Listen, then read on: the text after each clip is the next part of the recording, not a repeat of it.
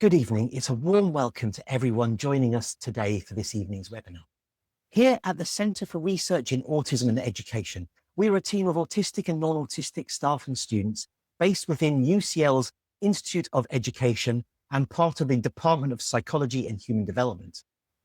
Through everything we do at CRAE, we take a participatory approach, which means we work with other autistic people in all stages of our research and initiatives, from the initial design right through to the sharing of outcomes. We hope this means that the work we do is meaningful for the wider autistic community. We aim to conduct high quality, cutting edge research, but also to ensure that this research reaches those who stand to benefit from it. This CRAE webinar is part of the series that allows people to hear from some of the key researchers, practitioners, and advocates in the field. At this point, I'd like to say a big thank you to our funders, supporters, and team members who contribute to our work and who make it all possible. In particular, a special thanks to Pearson Foundation for their generous ongoing support that underpins everything that we do. As always, we invite you to become part of the conversation, either in the chat or with more anonymity. I can never say that word. With more anonymity in the questions and answers. We'll stop recording at that point and we'll endeavour to have as many questions answered as we can by Krysia. Today, we are thrilled to have the fantastic Krysia Waldock. Dr. Krysia is an autistic autism researcher who has undertaken research on neurodivergent people in religious groups for the last 8 years or so, studying from the Tizard Centre and their religious studies department down in Kent, where they defended their thesis.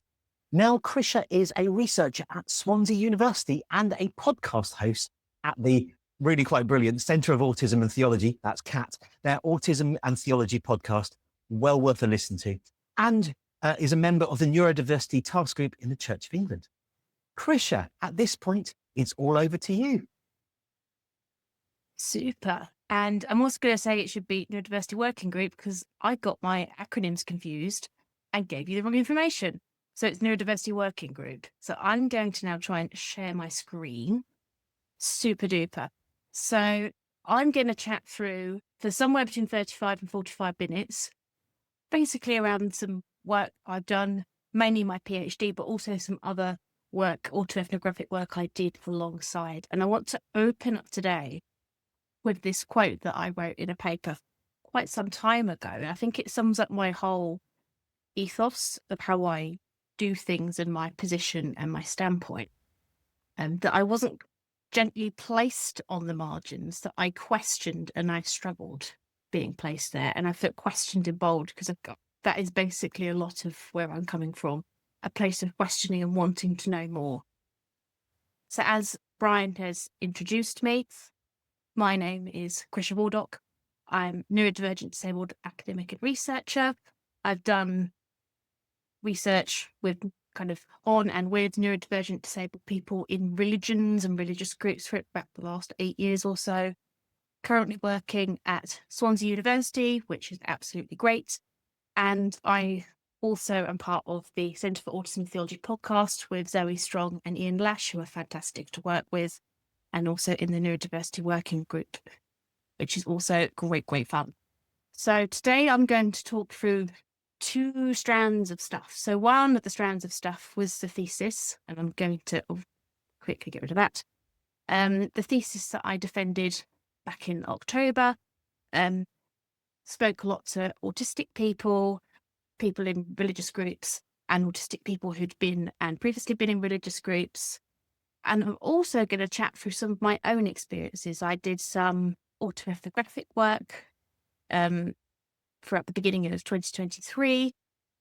I was offered the chance by Dr. Erin Rafferty and Dr.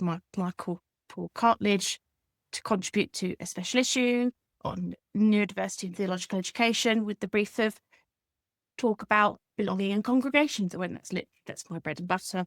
And I sat there and I actually wrote this paper in Wetherspoons, which people always found quite funny. Made a real routine out of going to Wetherspoons, where I used to live down in Margate, and working on this. And it was so refreshing and fantastic to be able to work through this and to be able to see how my story and the stories of my participants kind of intertwined together. So that's why I've got the the PhD, which was very, very separate, that I wasn't part of. Obviously, I was in terms of I'm the one who did it, but my own story, I made sense of it. And today I'm going to weave them both together in one big narrative. So I guess the next place to start is why bother with religion? I think that's a really valid question, given the position that religious groups have in our society. And I think when we think of the what's happened in the past as well, and the role religious groups have had in providing care or charity and lots of different other things, actually it's a really important thing to consider. So firstly, it's part of the social world we live in. It's part of what we are in terms of how these kind of where things are within society and our broader social world. And religious institutions have shaped our social world when we think of the things that might exist in terms of power people have and the structures that exist and care or other things. There's lots and lots of intertwining. And actually critical evaluation of this allows for power of said institutions to be properly interrogated. And the position of which I almost take this from is from what Naomi Jacob describes as methodological agnosticism. So it's a very posh and fancy way of saying, I'm going in really, really curious. And also I'm not kind of sticking in any one particular kind of religious lens. I just want to see what is there from a social scientific perspective of what's going on. And it's also really important to note that religion can be important in disabled and neurodivergent people's lives. Obviously not everyone, but when we think about the different cultural contexts that people live in and the different kind of belief systems that people have, it would be very, very reductionist to say that there isn't some sort of importance for quite a few people. So I guess I don't like necessarily saying what is the problem, but when we think of, when I did my research, I had to think of what the kind of the research problem was. And this also, in a way, goes a bit broader than religion as well, that we know belonging is a universal human need, part of Maslow's hierarchy. Baumeister and Levy wrote their seminal paper in 1995, arguing that belonging is a universal human need for everybody. On the other side, religious groups have been argued to be conduits to inclusion, so people where people can have relationships, kinds of friendships and getting to know people, or a place where people can feel that they belong. Certainly, my colleague Krysia Sango and Rachel Foster-Jones have argued that when they've looked at the spirituality of people with learning disabilities. Yet religious groups, as well as other social groups, can have really strong in-group dynamics. So there's very much this is how we want people to be, and this is very strong pull towards a certain type of behaviour. And this can be really exclusionary. Concurrently, autistic people seem to experience quite a few barriers, gaining a sense of belonging in quite a few settings and contexts. Not rocket science, lots of us will know this. We have autistic identity could be perceived to be othered, experience bullying, isolation, othering. Being autistic is stigmatized with negative stereotypes, and autistic people not seen as credible when we think of things like testimonial injustice, where autistic people's stories may not be seen as credible or the right sort of story. And when I spoke to the participants that were in my PhD, a lot of this actually came through quite strongly, especially with the focus groups I did with autistic people to start with. And Louise emphasised this with, I've been bullied in lots of different contexts, many, many places, Sunday school, sometimes even named the club that she went to, primary school, secondary school, and even on a youth programme. And Ian, who was another participant, and it's really important for me to say, these are not these participants' real names, it's their kind of pseudonyms that they were allocated kind of to make them feel like real people rather than just having participant 1, participant 2. Ian said that we need a better way to have people understand the multifaceted nature of the spectrum. Too much popular thought of what autism is that there's dysfunctional ones and there's savants and there's nothing else. And this also came up on the conversations I had with autistic people who'd been in religious groups, and also other people who had attended particularly churches and mosques, as that was my focus, what their perceptions of autistic people were. So Yumus, who had previously attended a mosque, said, especially towards the end of his attendance at that mosque, it was like every little thing I'd say or do would be constantly brought back up and picked back up. And Fred, who attended his local church, said that unfortunately there's still a lot of people out there who will make it difficult and hard and almost impossible, and will take, bearing in mind where they are, perhaps what they believe their beliefs to be, will not make it an easy ride for someone who comes into that sort of scenario. And I guess it's that easy ride I'm going to hold on to a minute when we go forward. And this was also exemplified in the autoethnography that I did as well. And when I was kind of collating my story together, one part of it really kind of sat really tight, in that as I reached the end of primary school, I felt an increasingly not a part of the core group of children I'd grown up with at church. And I was different, and I didn't know why.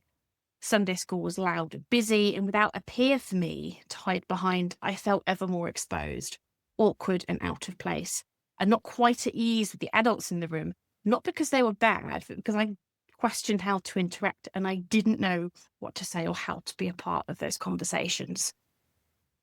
And it almost boils down to the thing that I was finding difficult, and again, the thing that Fred was hinting with certain people not being given an easy ride, is the thing of normative expectations. So people who don't quite fit this idea of the ideal person, which is an idea we're going to come on to later, is very much seen as an outsider. And part of this almost is related to the fact that what it means to be autistic is often defined and shaped by something what we can sometimes call the neurotypical gaze. So non-autistic neurotypical ideas, the idealized neuronormative idea of what an autistic person might look like, is projected onto other people. And you must really exemplify this when I chatted to him in the interviews. And he said, it did feel like I was always being compared to him, and him is his brother. And I was always expected to be like, and I was always, let's see, I think perhaps unconsciously or consciously, always comparing to myself, there was this neurotypical standard. And it's that which is almost held as the image of ideal from the conversations and the focus groups that I had and did. And when I think of this neurotypical standard, this is very much echoed within the academic literature as well, that religious groups can be particularly normative. That we can hold on to ideas of the ideal person in that group can be held on to quite tightly and normally. Often concepts like gender and sexuality are often boundaries of what is acceptable and what's not. There, in the literature, it is said that these are things which are considered deal breakers for some people. But autistic theologian Claire Williams has also argued that there's petitions of acceptability, and that neurodivergence is another petition of acceptability, where there's acceptable people and not acceptable people. And this is, again, very much echoed through the conversations I had in my own story as well. So Alia was one of the ladies who came to one of my Muslim focus groups, and her son was autistic. And she said, in the end, I had to withdraw him from attending the mosque, because in the end, it just didn't feel like he fitted in. He didn't feel like he belonged there. And again, this picked up in my story as well, where I sat outside and physically excluded, unable to join in, signalling my autisticness with headphones on. I have these massive big headphones, and being sat apart. And this was when I was sat in the foyer of the church I attended at the time, because they would not turn the volume down in the main church.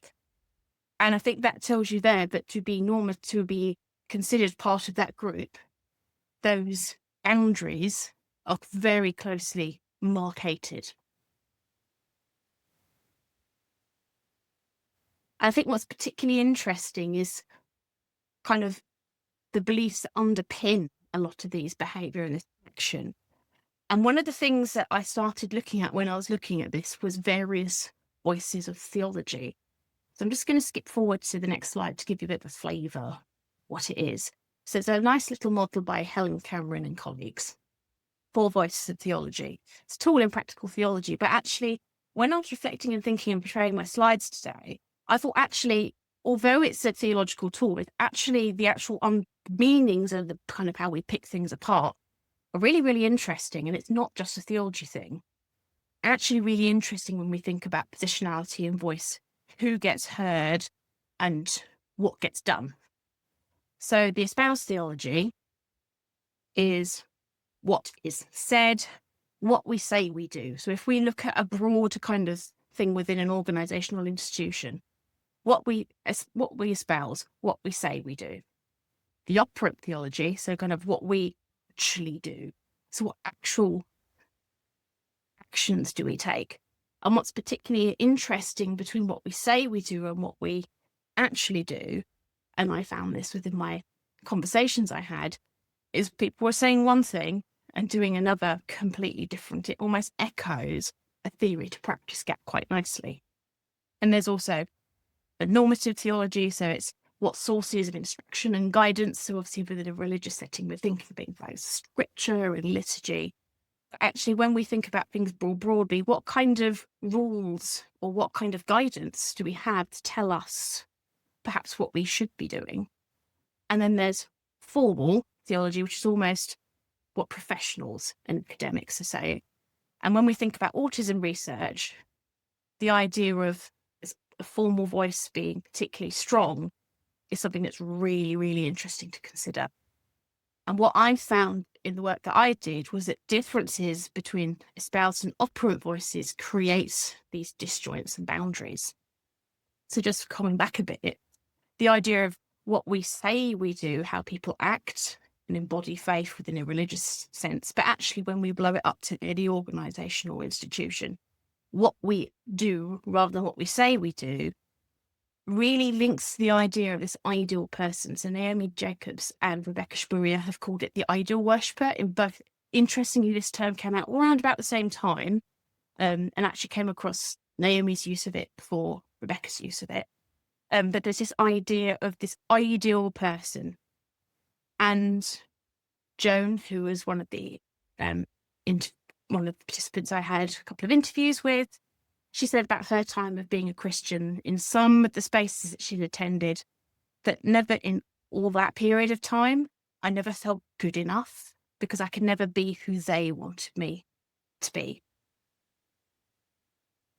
And this in a way links to what Thomas Reynolds has called a cult of normalcy. So the idea that able-bodied and neurotypical norms shape who is valuable, what people say, who gets listened to, and this idea of who is the ideal person. And this also came through in the focus groups and group conversations I had with people at churches and mosques. Hayat particularly noticed this in the following extract that I'm going to read. So I'll be honest with you. And I presented a short vignette of an autistic person asked, without saying that it was autistic, and asked, would this person be welcome in your place of worship or within your belief system gathering? And questions like that. Hayat said, my honest thought, and I can imagine myself in a mosque if someone was to cover their ear. Sorry, I don't want to laugh. But if they were to cover their ears, I'd think, what is wrong with that person? And I think that's really interesting because the people I spoke to were more open anyway. So there's a lot of people that I actually didn't pick up their attitudes, views, thin sliced judgments, perceptions. And this idea of actually someone being in that space who wouldn't be taken seriously because how they might react to sounds, smells. And when we think of actually all the spaces we're in are really, really sensory spaces, that is a barrier. So this cult of normalcy is a barrier informed by really, really normative, this is how we do things. And I've added the word ableism on the bottom because often within a religious studies dialogue, we're not very good at saying the word ableism. When we think about normativity and the cult of normalcy and all that sort of things, it's basically hitting on that same thing of ableism. And this situation creates what I argue in my thesis, impossible subjects. It's not a term I created. Going to be quite open here. First used by May Nye in relation to African-American immigrants coming into the US in her 2004 book. And it was applied to a religious studies context in relation to queer people, firstly by Abraham and colleagues in 2009 in relation to Islam, and by Jennings in 2018 in relation to Christianity. And these basically unpack social dynamics in relation to acceptability, in relation to gender and sexual orientation. I would argue that when we look at what the neurodiversity movement and the neurodiversity paradigm in particular, not the movement paradigm, one of the underpinning parts is that similar social dynamics occur in relation to neurodivergence. And therefore, it's really interesting, actually, that there's some of the same situational difficulty of you don't fit these norms, you don't fit our idea of who should be in this group, and also reciprocated by the autistic people I spoke to, who had a variety of different backgrounds, lived experiences, religions, belief systems, of not feeling like they quite fitted in to varying degrees, that actually there's this created difficulty by not being able to quite meet these standards. And I myself became impossible at the church that I was at, from the autoethnography I did. After a change in leadership, my stigmatized identity, so being autistic, caused further issues, and I became the impossible subject. I was marked out as different. I was a problem to be managed, and I became impossible when I challenged the status quo, so the social structure, and who should be included and who should not be. And it's not just me. When I've actually looked at everything from wider literature, my thesis, and also my own experiences, seems to be a broader thing other than just me being a bit difficult, of which I like being difficult. I found a cross-stitch meme on Facebook the other day with some geese on it, and it basically was summed up to be me. So this idea of being an impossible subject is created through what I argued, and I think actually it's really interesting to pick apart, mismatching identity standards. So identity standards are basically what it means to be a particular identity, role, person, thing.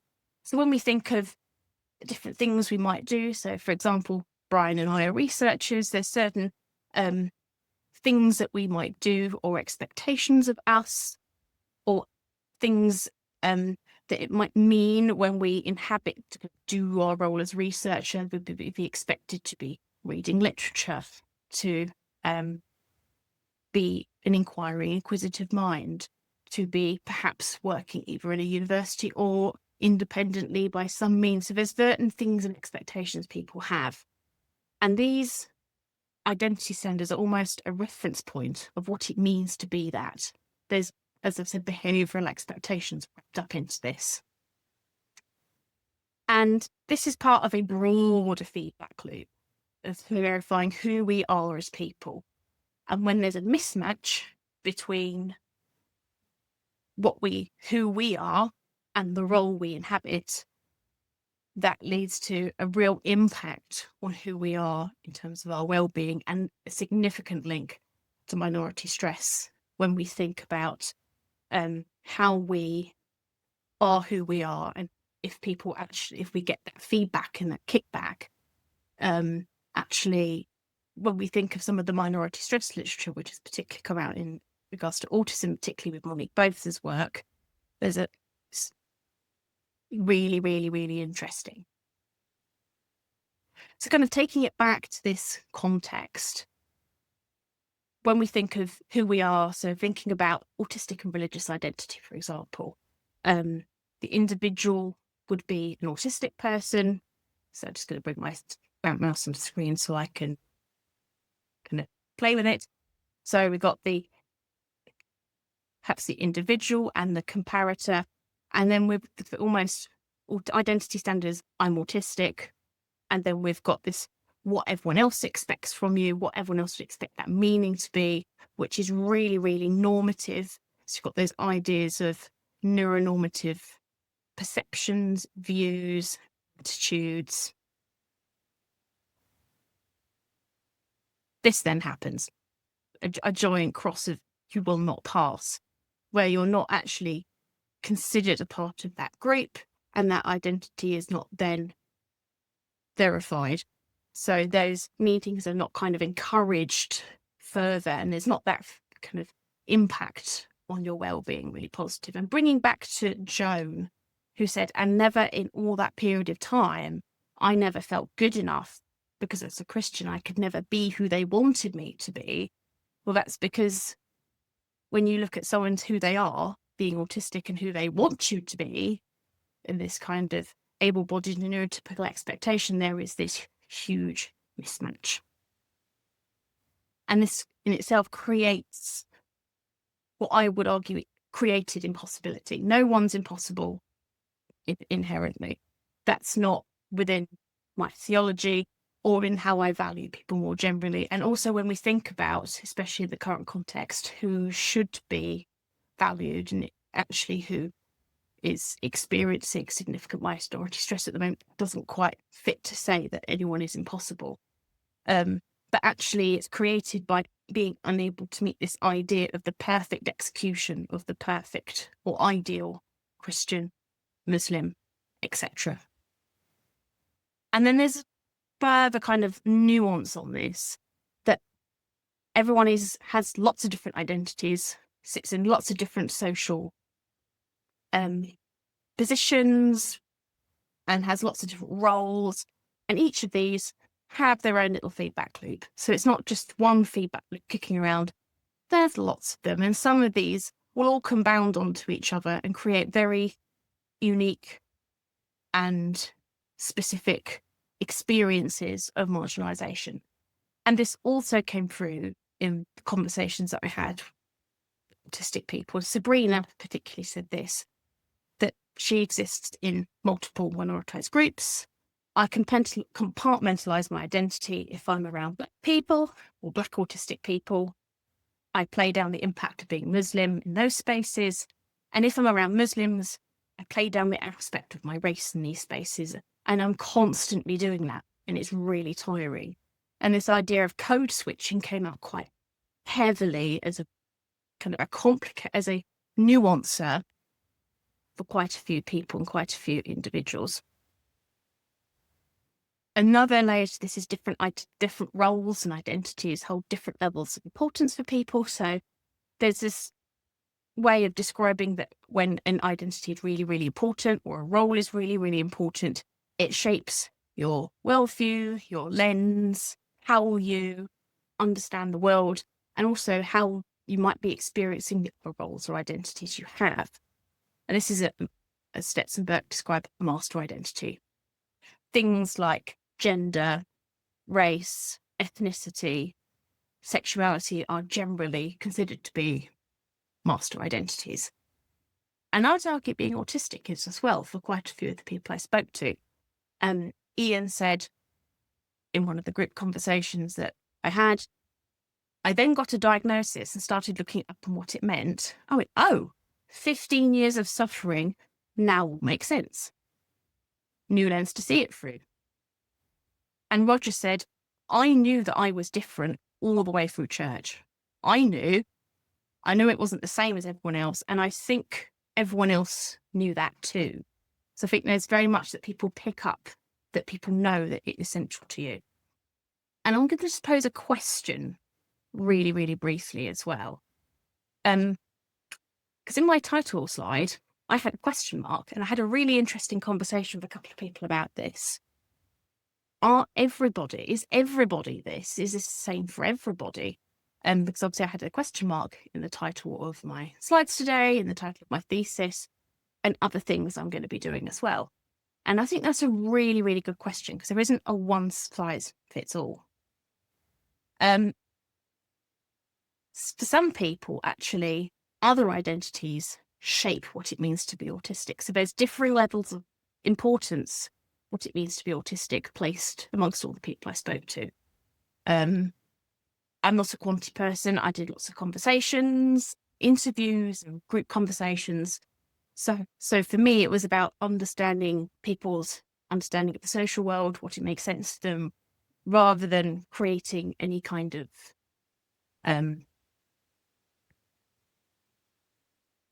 scale. That's the word. I forgot the word scale. Any kind of scale or any kind of tussling with numbers, because apart from a tokenistic A-star and GCSE I got in 2008, I don't really do numbers anymore. So I'm really interested in kind of what people's experiences are. So I can't quantitatively say anything about this, but it's really interesting that for some of the people I spoke to, being autistic was conceptualized within a slightly different parameter. And Thomas was a really good example of this. For him, being autistic was still value neutral, really important. But for him, his Muslim identity and some of the being able to behave and meet some of the expectations within the ideal kind of frame of an ideal worshipper, for him, meant that, things turned out a little differently. So Thomas goes to the masjid at the end of the road in the town he lives, and he moved to that town and that city precisely for that masjid. So that's why he made a lot of his life decisions around some of the things to do with his religion, which was really, really interesting. So I guess I'm also aware at the moment that a lot of the stuff I've said can sound quite doom and gloom, negative, when actually there is a lot of real hope and resistance I found, certainly from being a part of this Disabled Christians movement and a lot of other kind of groups of people who are like me. Actually, there is an awful lot of things we can think about when we contextualize some of the things that I found through reflecting on my own autoethnography and the conversations I had through my PhD study. Actually, there's lots of things that are actually really, really interesting. And I've said considerations and ways forward, but then I've kind of paraphrased it with sideways. Because for me, some of these things are already there. It's not necessarily about moving forward. It's about finding what some people have already done and connecting all the dots and pulling it all together. Because certainly what I've found is that there are lots of pockets of just some really good things that sometimes, because of structures within institutions, they're not always well supported or people don't hear about them. So it's almost about bringing things together so people can access them. And one of the things that I think is almost a way forward is how we kind of try and debunk out neuronormative expectations. So what I call this idea of able-bodied neurotypical norms as best. And this did come through in the conversations that I had, group conversations with autistic people. Nicola said particularly that despite the majority of people thinking they are inclusive and open-minded, autistics are actively excluded by society a whole lot, whether they mean to or not. So this does go on, these barriers do exist. But then Ellie, another one of the participants within the group conversations I had, spoke a lot about her experiences going to hippie music festivals. And she said, every difference is embraced and encouraged. And when I'm there, I don't mask. I don't realize I'm doing, it comes off. You're encouraged to lay on the floor, roll around, talk to people, have a conversation while you play cards. So it seems to be that there are these ideas of this is how we should do things, and these normative performances have been somewhat, within Ellie's experience of going to hippie music festivals, somewhat deconstructed. And I do wonder whether some of this idea of these things can be brought into wider spaces. basically involves breaking down the cult of normalcy and how normative theologies frame the idea of the ideal worshipper. It's not an easy task. I think a lot of the time within autism research and also within religion research, we like things to be quite tangible and have checklists and be able to easily actioned. And although I completely agree that actually we do need things to be really accessible and not full of academic jargon, which I'm aware I have pitched. Some of the things I have unpacked today have been quite complex, and I've used language that perhaps I wouldn't necessarily use if I was going for a walk along Gravesend Riverside. I think if I started talking some of these things through with people at Gravesend Riverside, they'd look at me with my eyebrow raised, just to say, what on earth you on about? It's the same if I went down Chatham High Street, which is where I come from. But then it's almost there's sort of kind of little tacit things we can do in terms of what we can do. And I think one of the things is actually really reflecting on who we are, what our values are, and what little things we can do. We're working towards a broader idea of a new way of understanding and being effectively, which I'm going to talk about on the next slide. Part of this is a proper understanding of the neurodiversity paradigm and not neurodiversity light, because I think neurodiversity light is a very neoliberal, sanitized version of neurodiversity rather than truly valuing all differences, understanding the social dynamics which go on, and understanding a lot of the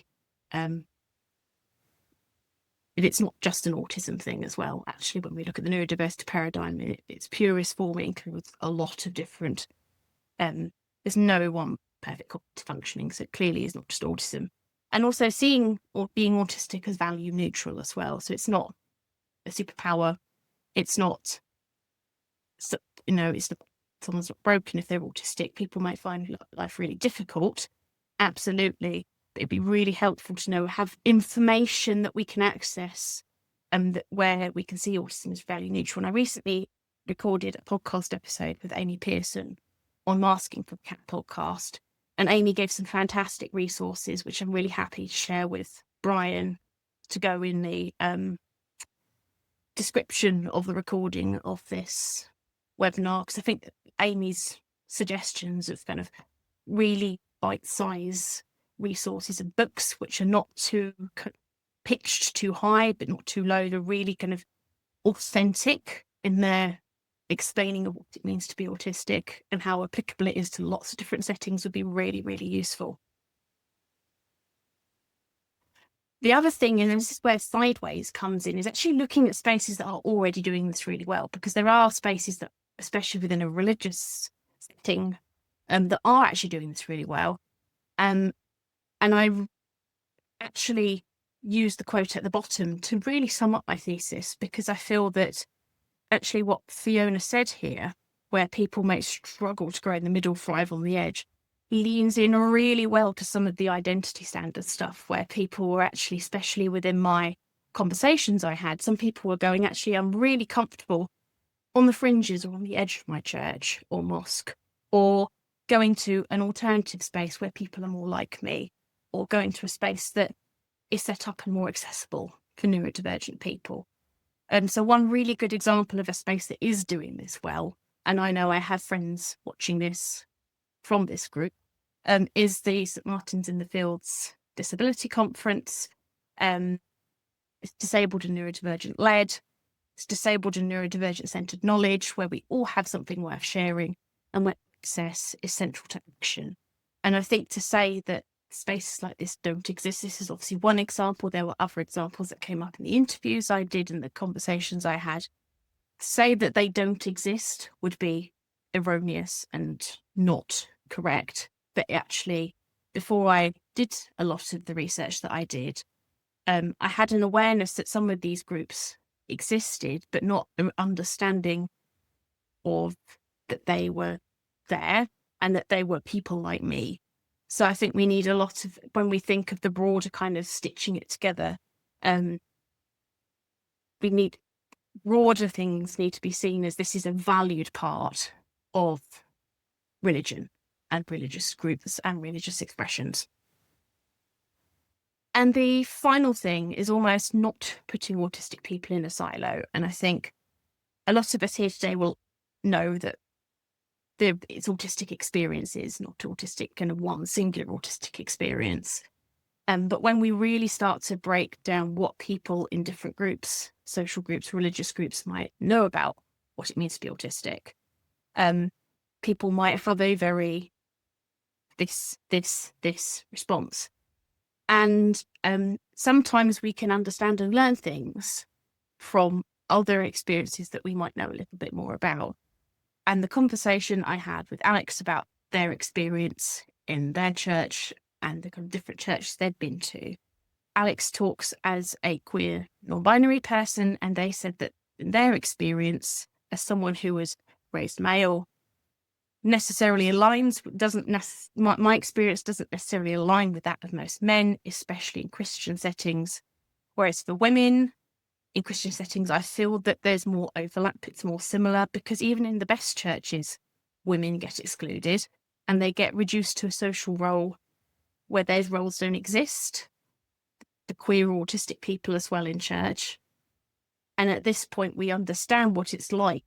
So there's this idea of perhaps overlapping with the different similar social dynamics that I was talking about earlier. And this is notably when we think about more autistic people are gender and sexuality diverse. And when we think about gender and sexuality as being key boundaries for some groups in terms of who can or should be included, especially with the current kind of when we go to a broader sense of wider society and not just religious groups. When we think of the Supreme Court ruling from a couple of weeks ago, for some people it's become an even stronger boundary and even stronger kind of partition of acceptability. And where obviously neurodivergence is also a partition of acceptability, we really need to think going forward in our research, what way do we want to go? And I think, as you can probably see, my work is very kind of considers all the overlapping things, and I think we need more people to be considering lots of different nuance rather than putting autistic people are only going to look at autistic people, we're only going to look at this, we're only going to look at that. We need to look at autistic people's social lives in the really grand and complex way. So, in essence, what we do and how we do religion sets boundaries, who is in and excluded. And I have basically gone and then actually to make it applicable to lots of people, what we do and how we do insert here. So social groups, our job, employment, anything kind of when we think about university, there's lots of different things we can put in there. How we do university, how we do religion, how we do our job sets the boundaries for who is included and who is excluded. I've got a couple of my papers there for anyone watching on recording to kind of stop and have a look. That's absolutely fine. And here is a picture of my cat Fudge, because she's an absolute madam. And she comes with me everywhere that I present. When I did Itacom a couple of years ago, putting her on my poster was the best decision I made because everyone wanted to talk to see about the cat. But here's how you can contact me. List of papers, Blue Sky, references on request, and thank you for the Tizard Centre Scholarship funding this research. And I am going to put my any questions slide up, and then I'm going to put myself on big screen. If I can figure out how to stop sharing. Oh, there we go. I am so glad of pictures of cats. All performances should have one. There is a wonderful paper out there where if you want to get more research participants, you have to send a GIF of a panda. Who knew? They've done the empirical research on it. And Krysia, before questions and answers, I usually do a quick summary. I will have to say this summary is really hard because there were so many beautiful interweaving ideas, and it will be just the bare bones of it. And I love it. Did I overwhelm it? No, not at all. The interleaving of it just gave it so much coherence, which makes some things really hard, but I'm going to give it a go. First of all, thank you for the autoethnography, and particularly the I like being difficult kind of thing. As someone who can be difficult too, it's a great power that we bring to these bits. I'm also thinking that in this sort of new future of neurodivergent informed spaces and research, our flexible epistemologies are really, really important. And I know that was just complete academic word salad, but those of you who know, who will just be going, yeah, we need different ways to find out how we know stuff. Otherwise, we'll just find stuff that isn't really worth knowing. It's the flexibility behind it. There is also a vulnerability in doing so. So thank you on behalf of everyone who needs that. Thank you for doing those autoethnographies. You bring the things to light that should be brought to light. So you shared your thesis. It was a personal endeavor, this radical vulnerability that went through it. I will say, as someone who weaves stories and someone who also sits and writes in Wetherspoon, I found a research twin.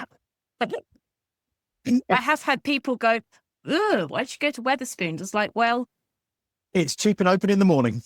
yeah. And also I went when no one else in Margate was there. So it was actually quite delightful. So thank you so much for talking about the deep structure that is religion that influences so much in the world. Thank you for talking about belonging and power. Thank you for bringing up the neurotypical gaze and how that can sometimes be internalized as ableism. Thank you for normativity and the stickiness of religious groups in particular, the fact that they're not great for changing. The underpinning the beliefs that then limits positionality? Yeah, brings in the positionality that comes from theological bits. Thank you so much for talking about boundaries, about disjoints, about the idea, the ableism of the ideal worshipper. That's an idea that we can take onto so many places as we can, the cult of normalcy. I was talking into my phone. I woke up at 4 o'clock in the morning with an idea. I was trying to talk into my phone to get dictated the idea of the idolatry of the normative graph. And I looked at it in the moment and it said the idolatry of the golden calf. I thought, oh, the golden calf of the normative graph. It's not one of those things that now sort of sits in my mind. The things that we actually put up almost as places of worshippers, even if we're not religious, that kind of idolatry of trying to play to the middle, which doesn't serve us all well. Thank you for framing the impossible subjects, of having the fruits of intersectionality discussion to the similarity of oppression that goes between different groups with social dynamics. That was a brilliant piece of that. The mismatch of identity standards and how we can compound intersectionalities. I will say that you dropped the old idea of master identities. Was it Stetson? I can't remember the name. Stetsenberg, yeah. Stetsenberg.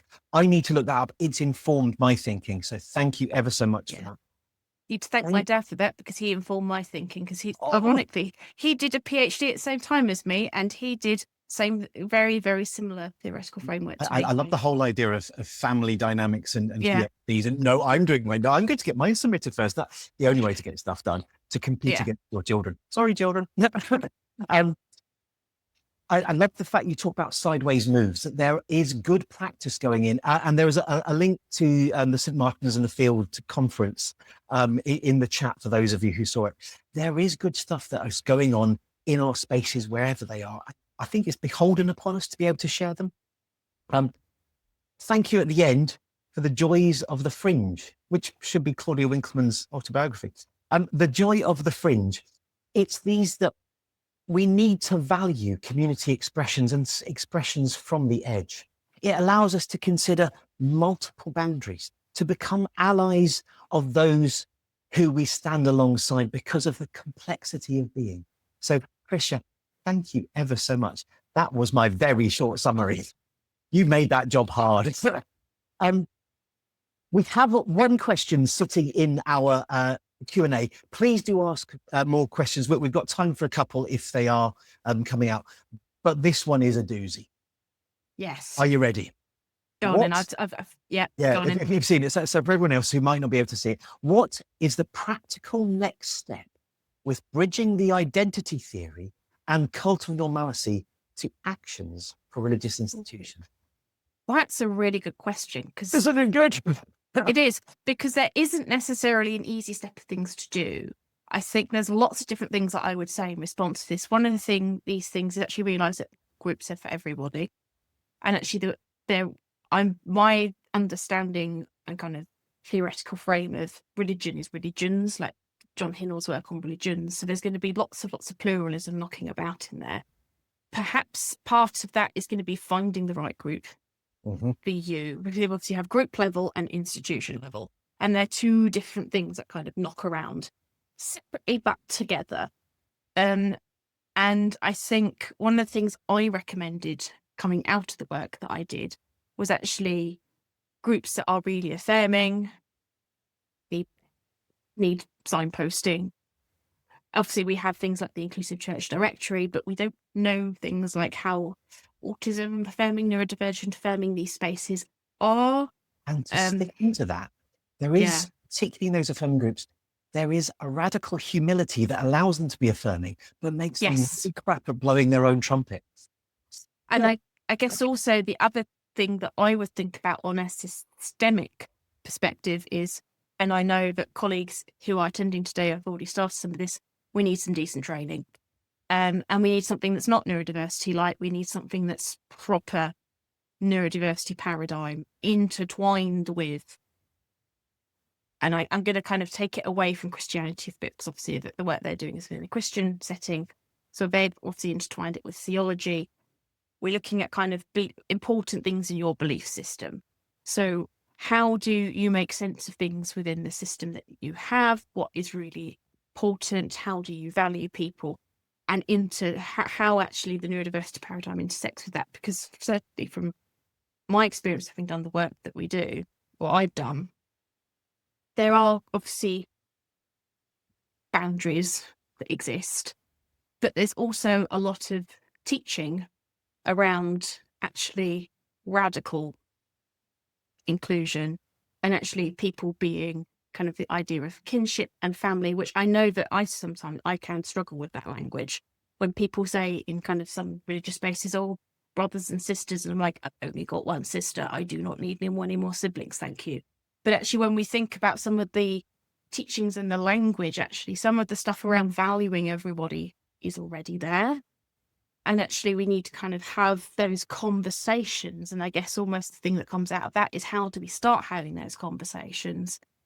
And that, again, it's lots and lots of baby steps, because it's never going to be, as with any organisation or institution, because that's effectively what you're dealing with here. It's not going to be an overnight change. You're looking at lots of people doing lots of small things in lots of small ways together, rather than one person coming in and doing all the work. You need everybody. There's this, I think this at the beginning of my thesis, or part of it, I said it takes a village to write to kind of support writing a thesis. I might have written it, but I had a lot of people do pilot interviews with me, give me feedback on things, proofread things, support me in meetings, sort problems out for me, help kind of grapple with ideas and bounce backwards and forwards mutually. And actually it's this idea of it will take a village to do this as well, I think. And I think when we think of some of the seminal works that are coming out from disabled and neurodivergent-led theologians and thinkers in tandem together, I think they're almost the fruits which need to, and this is what I'm hoping can happen in the future, more kind of signposting and funneling towards lots of different groups. There's always going to be people self-selecting out of things because of the nature of groups, and obviously things with the Equality Act and all that kind of things, exemptions, all that kind of complicated stuff. But I remain hopeful. I don't mind people leaving as long as they've got somewhere compassionate to go. And it's how we build these multiplicities and how we build them in universities, how we build them, as you said, in jobs, in the job market, as we build them in religious communities as well. It's by having many places, everyone can find a home. Yes, and that's almost the perspective that I take. It's we need that multiplicity. We can't have, here is the autistic mosque or autistic church. It's not how it works. It's what kind of spaces fit for lots of different people, and what can we do with the people? How do we respond to the people who say harmful things? So one of the thoughts that's bounding around my head at the moment is Nick Walker's idea of neurocosmopolitanism, that we have multiple cultures across the neurodiversity gauntlet, or all the different constellations that make up us. And sometimes when we can get together, we'll bounce ideas off of each other and you'll have these beautiful fruits that will grow from it. And sometimes we will need just to find our own little places just for a little while we recharge our batteries before we go back and find culture together. Neurocosmopolitanism. I'm enjoying that an awful lot at the moment. We have in the, well, we're just running out of time. We've got about a minute or so left. During that minute, I'm going to say, I'm going to share the chat with you later. Lots of lovely people saying lovely things to you, Krysia. At this point, I want to say thank you ever so much to everyone who joins us. Please go like and subscribe on YouTube. This will be up in about a week or so's time. You can also visit the Cray website.